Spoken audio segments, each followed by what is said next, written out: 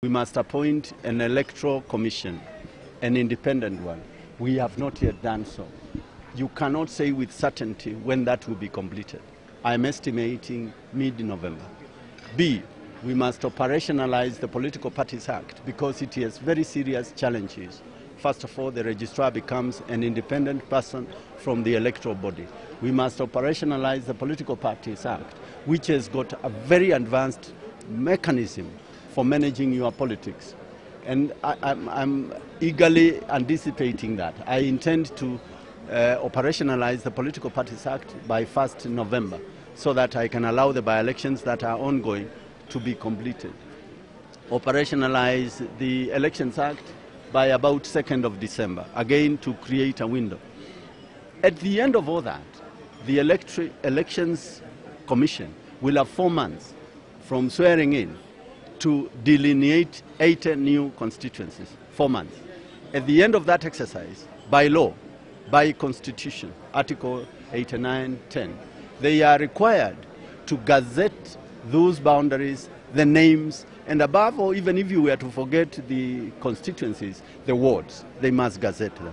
After they gazette them, every Kenyan citizen under Article 38 is entitled, if he is dissatisfied, to file pleadings in a court of law challenging where he has been put. That is another 1 month, 30 days. The judiciary is given another 90 days, 3 months to determine these disputes. It's only at the end of that period that you can start now voter registration. Kweli urongo? Semeni, ni kweli. Now, if you calculate, that leaves you actually in May. So, or June, sometimes probably even July. That is when you start the voter registration. How much time do you want to give them? We give them 45 days for the referendum. I doubt whether that is enough because we want to mop up every voter for this country. We might even need to give them maybe 2 months. After that voter registration, you as a Kenyan voter are entitled to 30 days to inspect your voters register. Are you listening? Are you following me so far? But I see nobody taking notes. The fact of the matter is, at the end of that voter registration, you have a right to inspect the voters register and say, no, why did you register me in Boni? I want to be registered in Langata. I want to be registered in Othaya. At the conclusion of that voter inspection, that is the only time you can start registering voters. My goodness. How do you do it? Are we together?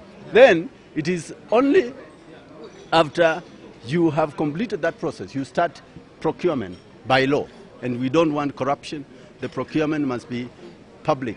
You must advertise, go and source. You must recruit election officers. I watched the debate on the election date with a lot of I don't know what to call it, but sometimes I laugh because the people making these statements know the law. They know the Constitution. And yet, they don't mention it to the Kenyan population, that we have to go through a process which is transparent and completely reliable.